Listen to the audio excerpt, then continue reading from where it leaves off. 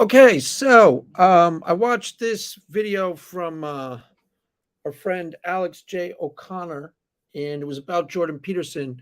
And I watched it about 2 weeks ago, and didn't really register with me as all that groundbreaking or interesting or all that important. And I would have just been one of those things I watched and forgot all about. But then I saw this follow up by none other than Paul Vanderklay, where he had kind of a cow over it.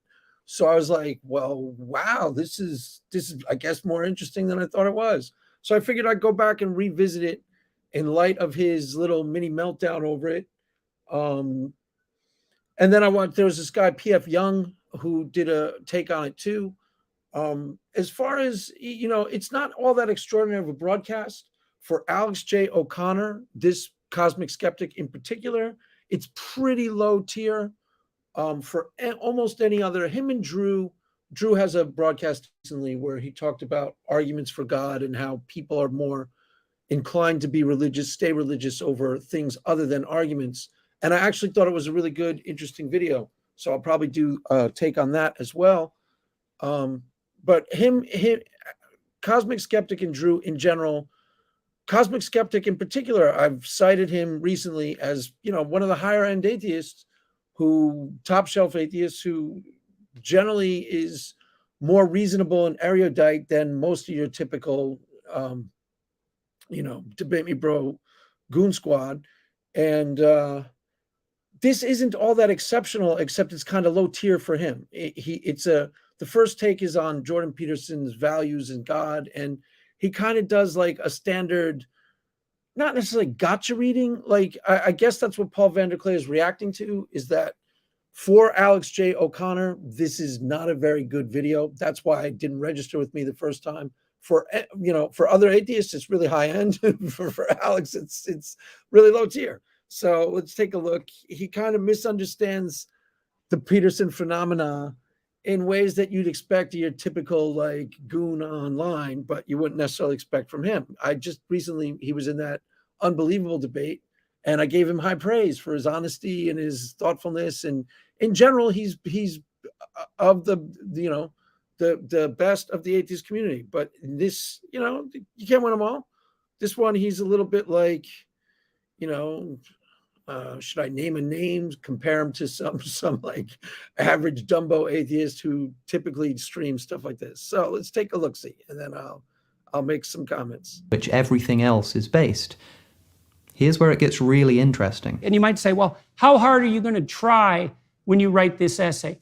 And the answer to that would be, well, it depends on how well integrated my view of the essay.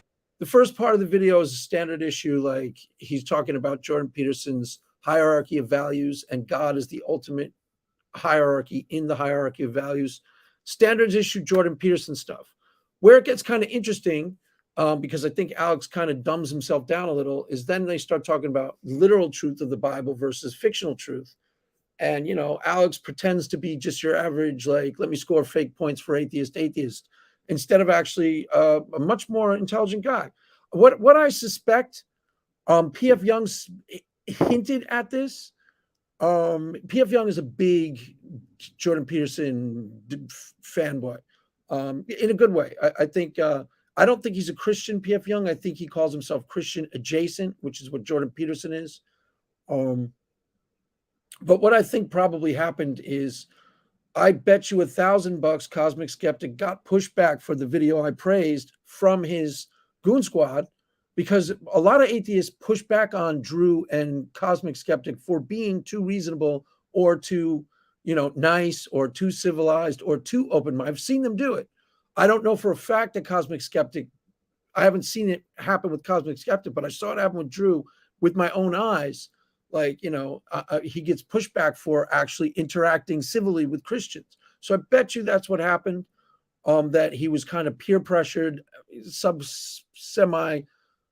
semi-consciously did this video to try and be more like, break bread with the dummies in his own squad and act more like, because the stuff that he kind of trips out on the Jordan Peterson videos, standard issue Jordan Peterson stuff. I mean, if you've been watching Jordan Peterson and you're halfway intelligent for 3-4 years, Jordan Peterson's been on the scene. Everybody knows that Jordan Peterson talks about God as a hierarchy of values. It's not very groundbreaking. It's not even worthy of comment at this point. So let's take a look. Ethic is all the way up to the highest place. And then we could say, well, the highest place is the divine place, and we could make that a matter of definition. There it is. Did you catch that? It was so quick that you'd miss it if you blinked. But Jordan Peterson just told us what God is in his view. Listen again. And then we could say, well, the highest place is the divine place, and we could make that a matter of definition. The highest place, that is the highest place. Right. See, I don't understand why Alex is bugging out on this. Standard issue, Jordan Peterson. God is the highest value in a hierarchy of values. Nothing to see here as far as I'm concerned. It's pretty mundane. Jordan Peterson. On this value hierarchy that we were just talking about is the divine place. And we can make that a matter of definition. Wow. The word divine, of course, means of or relating to God. And Peterson has just told us that for him it's a simple matter of definition that the divine is just whatever value is at the highest place on the value hierarchy. So let's go back to that essay. Yeah, well, that actually makes sense. Particularly with how Jordan Peterson started trending towards Christianity is he looked at Western civilization and decided what was foundational to Western civilization, the success of the endeavor, was a transcendent morality, which is absolutely, case closed, the highest value in a hierarchy of values. Now, he doesn't necessarily always believe in the ontological status of that as God. So he's not necessarily a believer in that sense. But he, from the jump, that's been his causus célèbre. That's what he's been talking about. So this is nothing new here, and it's nothing all that unusual. And, for Alex O'Connor to go wow about it is like, wow, what wow? Where you been? That we were talking about. Writing the essay requires a value hierarchy. Why are you writing the essay? To get a good grade. And why do you want the good grade? To get a good job. Why do you want the job? And so on and so forth, up the value hierarchy. And Peterson says that we can simply take as a matter of definition that wherever we end up when we follow this hierarchy, whatever happens to be at the highest place is the divine. So what is the nature of this thing at the top of the value hierarchy? What takes up this divine place? How do we characterize it? Peterson's answer here is astonishing. And so then we might say, well, what should be in the divine place? And I would say, well, it has to be something that you can look at the world through, and it has to be something you act out. And then we could say, well, that still leaves residual mystery.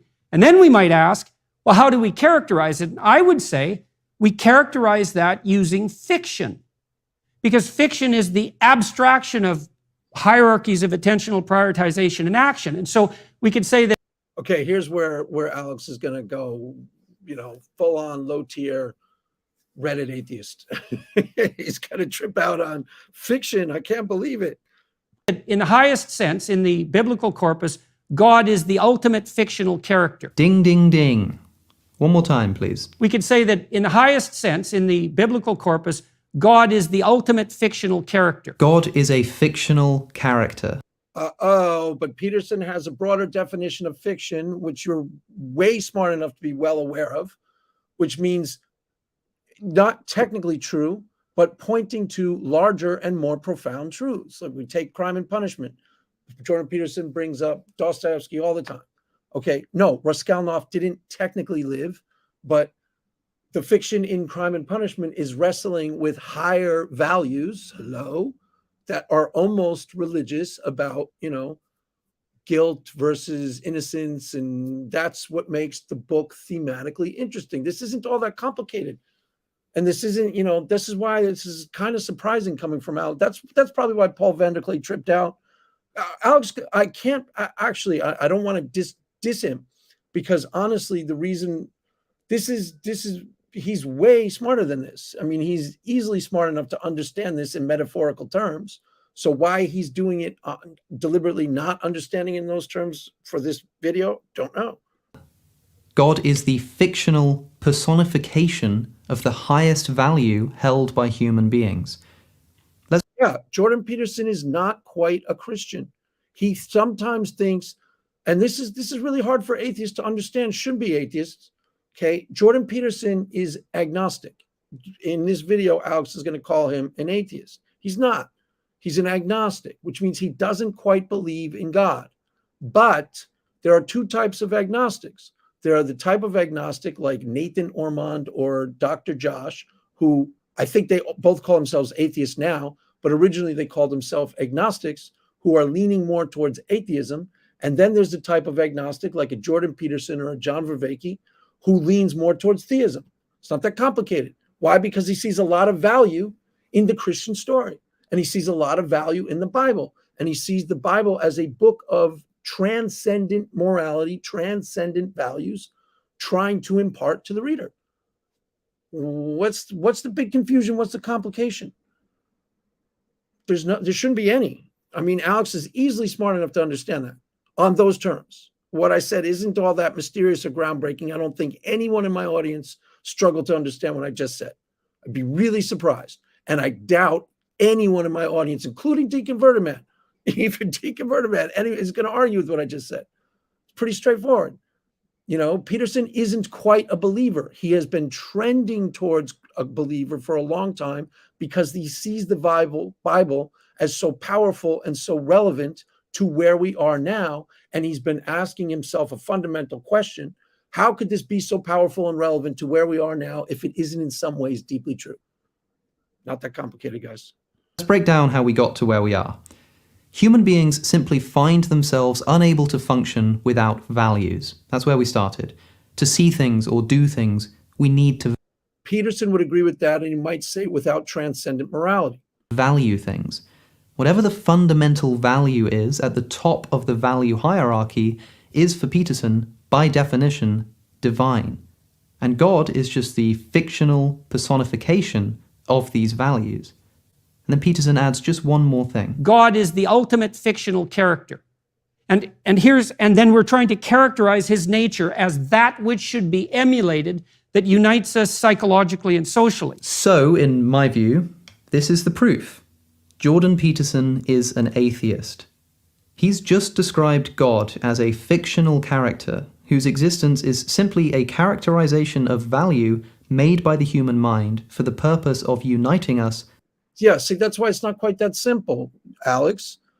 It's more what I describe, which is very similar, but there's shades of difference. Jordan Peterson is agnostic. An agnostic that sometimes believes in God. And yes, he thinks that the values is rooted in something fictional, but sometimes he thinks it isn't.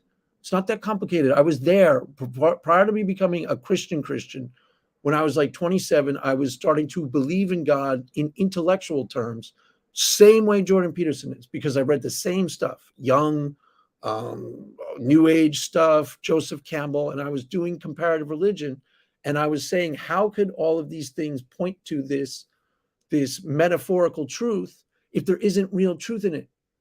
If there isn't some real truth underneath it all, undergirding it all, how could they all be saying the same thing? It's kind of the opposite of what the atheists say. They can't all be right, but they could all be wrong. Well, if you actually do shop around in comparative religion, you'll see that there's a lot of overlapping truth claims in different spiritual traditions. Read Joseph Campbell. Go watch Joseph Campbell's Power of Myth. If you don't believe me, you'll see that in the first half hour.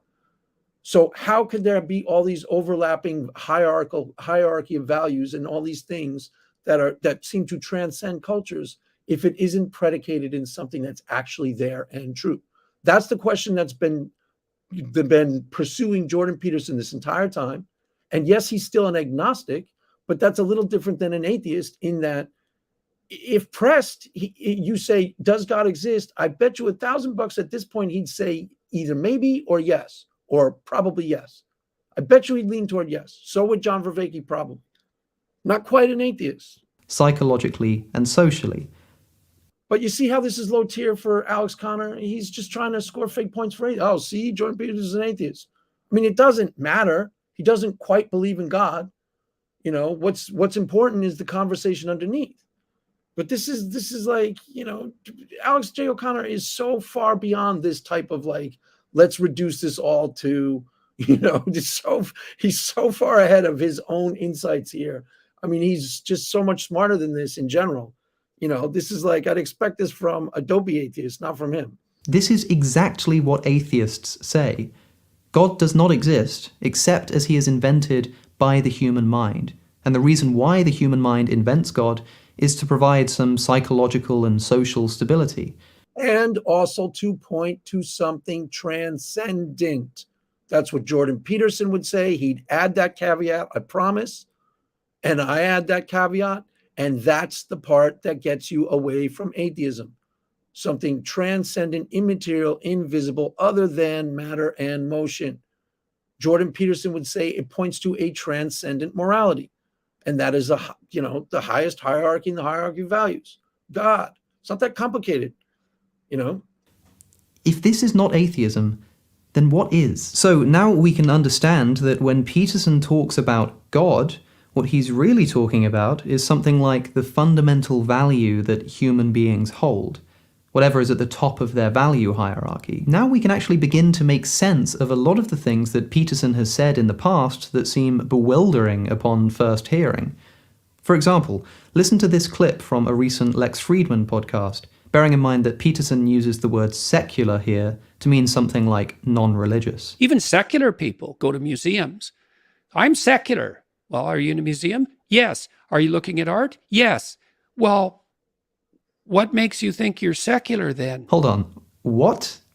The fact that you're in a museum looking at art means that you're not secular?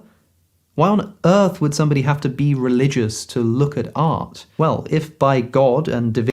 It's not religious. That would be what he meant there is spiritual, a little bit more than secular. You go to an art museum to soak up the transcendent, to soak in the beauty of ages past, which is, by most definitions, except for atheists, a spiritual thing. Is this all that complicated? No. No. Jordan Peterson didn't say it all that clearly in that context, but a lot of people would say that. My mother, who considered herself an agnostic, okay, when I get back from Italy, I said to her, I explained, this is before I became a Christian, I described some spiritual experience I had. And you know what she said to me? She said, I've had that experience 3 times in my life. In church, hello, at an art museum, and at a concert. It's not that complicated, okay? A person goes to an art museum and they are soaking up the beauty of ages past, transcendent beauty. A lot of people have spiritual experiences at an art museum. And no, that doesn't necessarily mean they believe in God, but it also doesn't mean they completely don't believe in God. You're trying to eliminate that middle ground of an agnostic leaning towards belief, which is what Peterson clearly is. Peterson is simply referring to fundamental human value, then since to enjoy art requires some sense of valuing art or beauty, then of course you can't be secular and enjoy art. The problem, of course, is that this simply isn't what most people mean by God or divine or secular. Yeah, it is, dude. A lot of people mean spiritual in just these vague terms. No, it's not what a Christian apologist means. It's not what a fundamentalist Christian means, but a lot of nons, that's what I said, when people go, oh, hurrah, everyone's becoming a non, go talk to a non. They believe in God. Why? Because they go to an art museum and they trip out on the beauty of the art museum and they believe in exactly spiritual terms.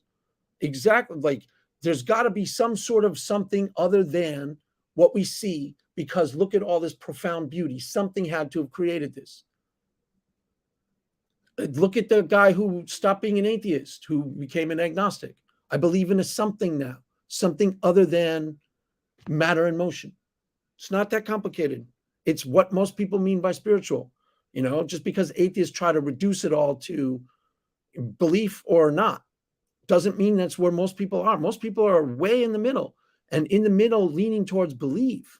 Christians are generally asked to believe in God, not as some fictional representative value judgment, but as a real entity existing independently of the human mind, who really came to earth as a human and was really crucified by the Romans as a historical fact. If Peterson... Right, but that's Christians, okay? Jordan Peterson is Christian adjacent. So is P.F. Young. You should watch P.F. Young's videos. He's Christian adjacent. That's how he described himself. I thought that was a smart way to describe himself. And as Christian apologists, that's where we should be pushing people. Towards what? Towards Christian adjacent. Why? Because it's easy to achieve. Hey, have you gone to an art museum? Yeah. Did you trip out on all the beauty of times past? Did you trip out on all the profound beauty and glory of being alive? Yeah, I did, as a matter of fact. Okay, well, then you kind of sort of believe in God. No way, no way. Got any evidence? No way, got any evidence? You believe in a talking snake, Craig? Peterson thinks that God is a fictional character and that these stories contained in Scripture are fictional in nature, then he is simply, in almost anybody else's terminology, an atheist. So, Nope. Agnostic, leaning towards theism. Period. Agnostic. He doesn't believe in God. does Peterson think that the events of the Bible are fictional? Or does he think that they really happened? Well, let's take a listen. The Old Testament reports in the book of Exodus that the Jews were enslaved in Egypt before embarking on a journey through the wilderness after being liberated from their slavery. Moses is said to part the Red Sea during the escape, which he then drops on the Pharaoh and his soldiers, drowning all of them and facilitating the Jewish escape. This is where Alex J. O'Connor goes like full like Reddit atheist. He might as well be like Relief Belief challenging me on Twitter, because it's just like, there's such a thing as metaphorical truth, period. And part of why Jordan Peterson was innovative, and as I pointed out in the past, he's not all that innovative. If you've looked at Joseph Campbell, if you've checked some of the stuff that he's sourced to, Iliada, what's his face, Karen Armstrong, he's not all that groundbreakingly original. The only thing new and innovative about Jordan Peterson, he did it on YouTube and he made lectures about it. But that sort of comparative religion, looking at the metaphorical truths, has been around for a while. Joseph Campbell was the same thing. Young was the same thing. Looking at religion is not the literal story, but what is it trying to say? What is the metaphorical truth behind the story? This isn't unique to Jordan Peterson. The reason why atheists trip out on it is because it's a way to circle the square. It's a way to have the cake and eat it too. Craig, do you literally believe that Adam and Eve walked the earth? I'm not sure, but I know for a fact that there's allegorical truths that are really powerful in the story. And that's what we can look to. And that's how all atheists should be reading the Bible, as allegory. Why? Because you don't believe it's literally true. But you should be honest enough to explore Christianity and the Bible as, is there truth in this? Is there truth in this? So is there allegorical, metaphorical, symbolic truth? Now, the reason why most atheists don't want to do that is it's game over. It's game over. Then there's no gotcha. There's no way you can score a fake point against me. So this is Alex trying to go back in time to Dumbo atheist land and resurrect the inane. I don't know. Let's listen. Quite a specific series of events. So, Dr. Peterson, do you think that the events of Exodus actually happened, or are they just fiction? You might ask, well, did the events in Exodus really happen? And our conclusion was, well, not only did they happened in a meta manner, they're still happening. Okay. This trended on Twitter, and all the Dumbo atheists lined up to trip out over this. Oh my God, I can't believe you're saying this. This isn't that complicated, guys. This is not that complicated. First of all, to ask Jordan Peterson at this point if he literally believes that the story happened is bad faith question. Everybody understands that Jordan Peterson is not a Bible literalist. So if you're asking him, did this literally happen? He knows, and and I know that the question is being asked in bad faith. I sincerely doubt he believes in a worldwide global flood. I sincerely doubt he believes in Adam and Eve as two literal human beings. What his entire series is about is the metaphorical, symbolic, psychological truths embedded in the Bible. And there's real value in studying the Bible that way. And it's a way of bridging the chasm between me and the non-believer. If they're going to act in good faith, but that's the key. You got to act in good faith. Then me and a non-believer can have a real conversation about what it actually all means. What does the Exodus actually mean? Now, when he's talking about the larger meta story, I've even heard a lot of Christian churches talk about this. Egypt as coming out of Egypt, as coming out of bondage. And you're going into your promised land, the land of God's promise. And you go through your wilderness experience. That's all the book of Exodus. Okay, that's all a metaphor for, I was used to be in drug addiction. Jesus led me out of Egypt. Hello. Is that really all that groundbreaking, complicated, hard to wrap your brain around? No, it's not. Now, in this particular clip, Jordan Peterson is a little weaker than he normally is on this stuff. That's why everybody tripped out about it. Sounds a little bit more vague, but it's a really normal way of engaging with the Bible as allegory, as metaphorical truth, as symbolic truth. And there's nothing wrong with it. And it's actually a way of communicating clearly with the atheists on terms that we can both agree are true. Well, I don't know if the story literally happened, but here's what it means. That's really the important part of the Bible. The one that I always go to, take to Jesus, bending down to wash the feet of the disciples. Did that literally happen? Who cares? What's the point of the story? He's trying to demonstrate the value of humility. To get down and wash the feet of the disciples. Here I am, Jesus, King of Kings, Lord of Lords, and watch me demonstrate to you the value of humility. I will become the humble servant. Did that literally happen? Doesn't matter. That's not the point of the story. The point of the story is to communicate to you the value of humility. Whether it literally happened is beside the point. And when atheists ask, do you literally believe that they traveled out of Exodus? To Jordan Peterson at this point, it's a bad faith question. Everybody knows he's not a Bible literalist. So why are you asking the question? To try and reduce it to as, the talking snake. Craig, you believe in a talking snake. You must be so dumb. No, your interpretation is dumb, Holmes. Sorry. Sorry. I'm not the dumb one between you and I. I don't understand what Alex O'Connor is doing here. I guess that's why Paul Vanderklay had a cow. What's he doing here? Everybody understands this stuff. All the smart atheists know this. And Alex J. O'Connor is one of the smart atheists. I'm not saying anything that will throw the Answers from Reason crew. I'm not saying anything that will throw Emerson Green. I'm not saying anything that anything other than the dumbest debate me bro clowns will get in my face about. No, Jordan Peterson probably does not believe in the literal Exodus. It's unclear right now, where the evidence points. There's some evidence that there was some Exodus, like Moses is a Egyptian name. I think that's a pretty compelling piece of evidence. I mean, who would have the presence of mind to give him an Egyptian name if there wasn't some origin in Egypt? But it's an open discussion. I'm sure Jordan Peterson is completely agnostic on whether it actually happened. Nobody doubts that. So why are you asking the question? Be a bad faith question. To be a bad faith question, so you can reduce it all to stupidity. Do you believe in a talking snake, Jordan? Do you believe in slavery? The Bible endorses slavery, Jordan Peterson. They happened with such reality that they haven't stopped happening. And what does that mean? Well, everyone still struggles with the spirit of tyranny. Yeah, just what I said. That's a perfectly apt metaphor coming out of Egypt for coming out of drug addiction. I've heard people say that in church 1,000 times. I came out of my Egypt experience. Jesus delivered me. And now I'm trying to walk in the land of God's promise, the promised land. That's literally what it's called in the Bible, guys. Read the story of Exodus. Read the story of Exodus as a non-believer with your eyes open. What is the spiritual content? What is the symbolic content? Not, did it literally happen? Jordan Peterson is in the camp of probably not.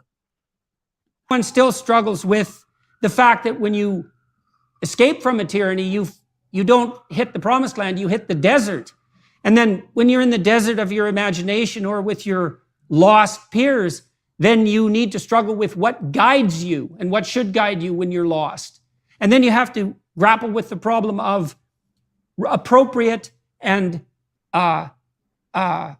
reliable forms of governance, because that's all part of the exodus. That's actually a really brilliant analysis of Exodus. Once you part the Red Sea, you wander around in the wilderness and you have to struggle with what guides you. I mean, that's a really good symbolic, metaphorical breakdown of the book of Exodus. What's the issue here? Does he literally believe the Exodus happened? Probably not. That's not the point of the story. And he's been asked it enough times that he's probably trying to circumvent the stupid conversation and trying to point you directly to the real conversation. What's the point of the story? Why does the story have resonance 2,000 years after the fact that it's been written? Why was the Bible so instrumental and powerful and relevant in the formation of Western civilization? Okay?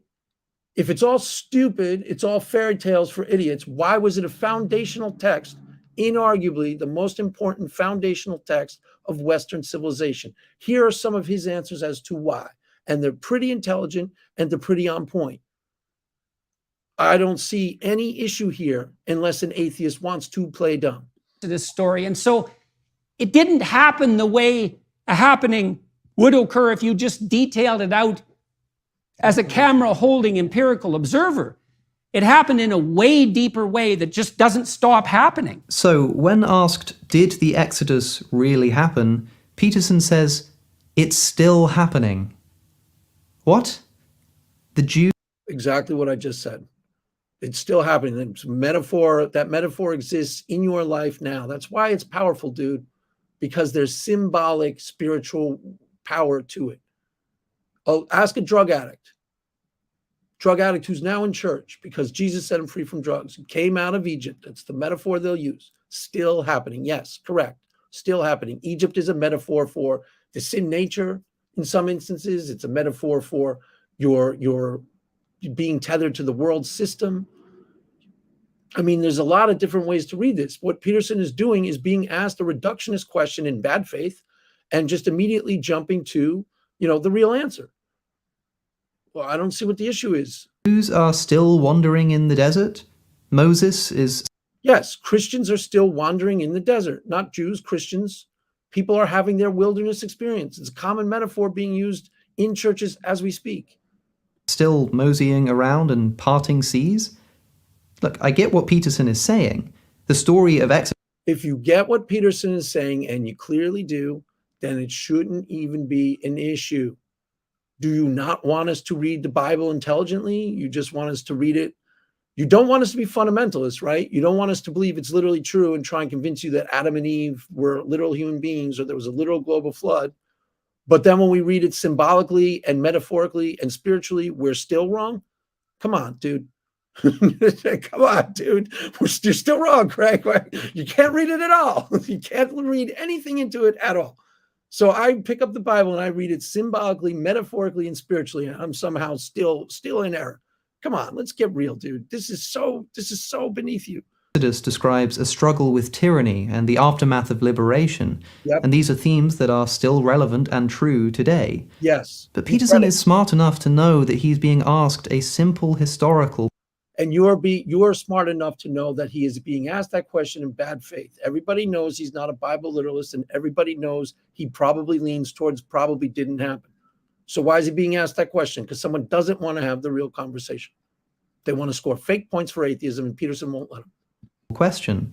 Did the events historically occur? Peterson is probably in the camp of probably not, but he might not know one way or the other. He's not a historian. There's dispute over that. I have no idea. I'm agnostic on it. Regardless of how true the message is today, did the events described actually happen? And for some inexplicable reason, rather than simply saying, well, the Exodus didn't actually happen, it's a fictional story, but it contains themes that are universally true about human nature, Peterson refers to it as a meta-truth. They happened in a meta manner. And claims that it's still actually happening today. They're still happening. And I haven't just cherry-picked a bad example of Peterson failing to properly explain his views. This keeps happening. Here's another example, this time on the story of Cain and Abel from the book of Genesis, this time taken from a recent podcast that Peterson conducted with my... Okay, so what the issue here is, you're way smart enough to understand this, Alex Connor. He's being asked, is it fiction? And he's trying to communicate it's deeper and more important than fiction. It's sacred text. And there's a reason why it's deeper and more important than fiction. So to be asked, is it fiction, is not really a good faith question, especially of Jordan Peterson. And this isn't all that unusual. Ask a Shakespeare teacher. Ask a Shakespeare teacher, is Shakespeare true? And you'll get the same type of, it's a little over-exaggerated, Peterson's language. It's a little hyperbolic. But so what? I get the point he's trying to make, and so does Alex J. O'Connor. I had a Shakespeare teacher who was really good, who memorized Shakespeare. He's freaking on point. Ask him, is Shakespeare true? Did Hamlet really happen? Did Hamlet happen? Hamlet never stops happening. We are all Hamlet. We are all Hamlet, and we are all wrestling to be or not to be. We are all asking that fundamental, profound question. That's what makes Shakespeare so true. He'll say that in his teaching, and everyone will go, what a great teacher. Just like Jordan Peterson. Nothing unusual, nothing to see here. Ask somebody, Dostoevsky, same question. Certain types of fiction are deeper than fiction. That's why we look to them.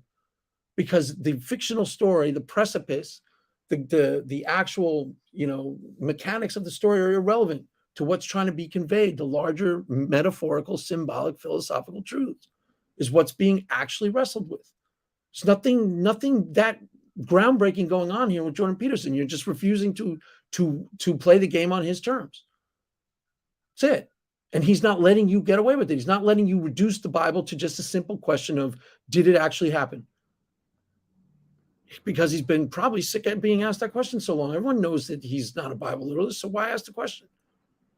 Good friend Mohammed Hijab. I did a lecture last night at the Apollo on the story of Cain and Abel. Yes. And one of the things that I proposed was that not only did that story happen, but it's always happening. Yes. It always happened. It's happening right now, and it's always going to happen into the future. And so Yes. I would say, to some degree, the mere reduction of these profound stories to a historical reality is an underestimate of their truth. Because that's exactly what I just said. You, the atheist, now not every atheist is going to do this. I'm surprised Alex J. O'Connor is doing this. But to ask Jordan Peterson at this point, do you think the Exodus actually happened, is a bad faith question. He probably is agnostic, leaning towards no. That's my guess. It's a bad faith question. And then he says there's more profound truth going on here that needs to be talked about. What's the issue? Even if you are a reductionist materialist, guys, you got to recognize that the Bible is by far the most influential text in the history of Western civilization.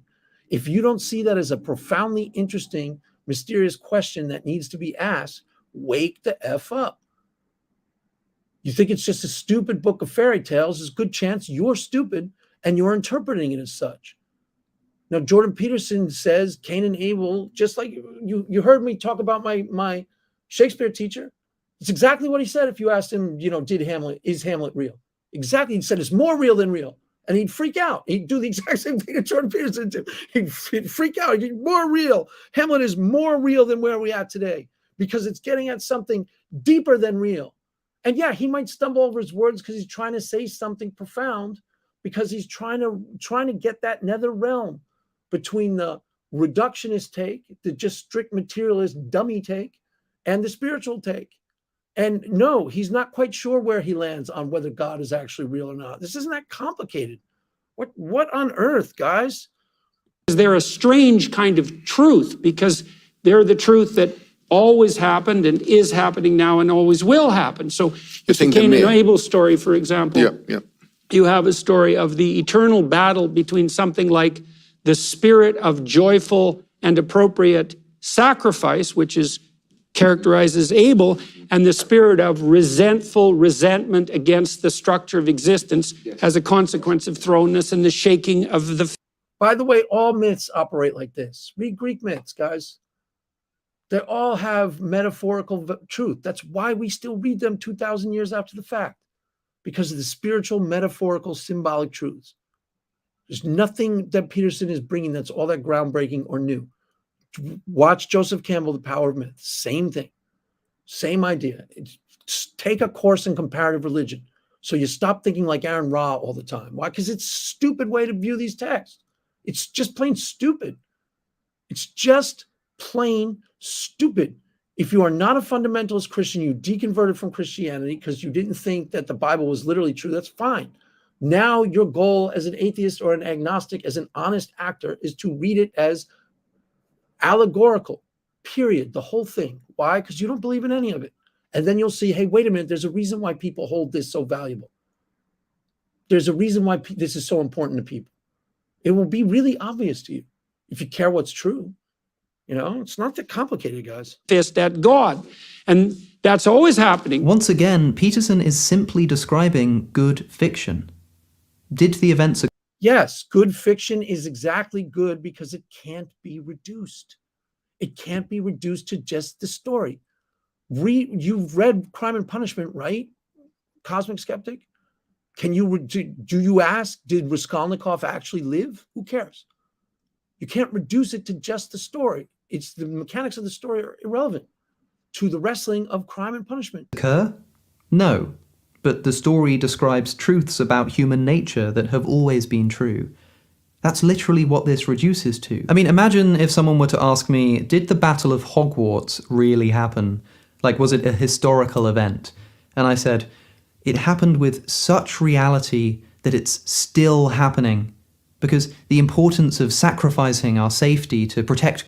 Right. Well, you chose a really, really something that isn't quite in the canonized sacred text realm. Do it with Shakespeare and you'll find people talking about it just as hyperbolic and just as metaphorically and with almost religious terms and spiritual terms.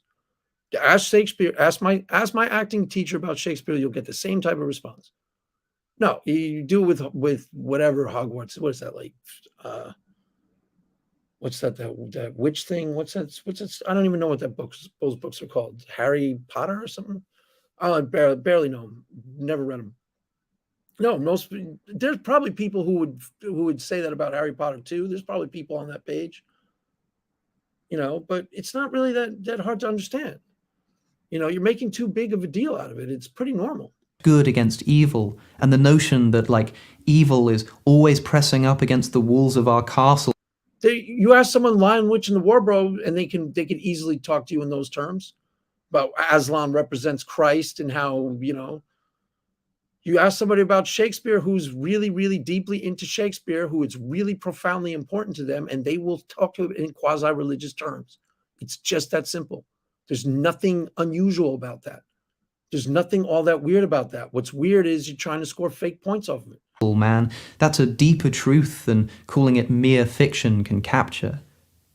I would sound like... Okay, you'd sound that in the context of Harry Potter, you'd sound ludicrous. But in the context of Shakespeare, people say it all the time, and they don't sound ludicrous. In the context of Crime and Punishment, people talk like that all the time. They don't sound ludicrous. Like an idiot. And this is my utter confusion with Jordan Peterson. Why is he so hesitant to answer the question that everybody wants to know? Because not everybody wants to know it. It's a bad faith question being asked by people trying to reduce to materialist, reductionist, atheist. It's not a question everybody wants to know. It's not what I want to know. It's not what Christians want to know. And no, that's ridiculous. It's everybody knows he doesn't. Does Jordan? I can answer that for you, and so could you. Nobody cares. Does Jordan Peterson believe in a literal Adam and Eve? Probably not. Does he believe in a literal global flood? Probably not. Does he believe in a literal exodus? He might be agnostic on that. Probably not. Any other question? Any other stupid questions? It's a stupid question being asked in bad faith. That's already been answered ample times over the course of his, Jordan Peterson showed up on the scene 5 years ago. Everybody knows he's not a literalist. So there's no point in asking that anymore, except you want to reduce the conversation to Dumbo land instead of talk about, metaphorical, symbolic truths. That's it. That's all that's going on. So I don't know why Paul Van der Klee melted down. You can go watch Paul Van der Klee's take on it. I guess I'll wrap it up. I could keep going, but you guys all get the idea. I'm surprised that Alex J. O'Connor is playing this game. I guess he was peer pressured into it because he mentioned a few times he gets it. He definitely can get it. There's nothing really all that unusual going on here. Jordan Peterson is answering the questions. He's trying to talk about the significance of the Bible every time he's asked about it. And he's trying to talk about it in spiritual and symbolic terms. Sometimes it's more successful than others because sometimes he's more articulate than others. That's it. That's all that's going on. The question, do you literally believe that the events literally occurred, is a bad faith question at this point. I sincerely doubt that he does. And I doubt anybody asking the question thinks he does either. So why are they asking the question? To score fake points for atheism. So they can say, see, the Bible's wrong. The Bible's wrong, Greg. There isn't a talking snake. You must be so dumb. That's it. It's not that complicated, guys. So I guess I'll wrap her up. You want to watch me have high praise for Alex J. O'Connor, go watch that thing on Unbelievable. in general, this is top tier atheist. Okay. This is a low tier analysis from a top tier atheist where he's pretending to be as dumb as the other guys. I mean, he's not. He mentioned a few times during the course of his analysis that he gets it, and I'm sure he gets it. You know, it's just Jordan Peterson is probably sick of being asked, do you literally believe the Bible is true, when he most likely doesn't. So he tries to segue into his talk of metaphorical symbolic truth right away. Why? Because that's the real story as far as Jordan Peterson is concerned.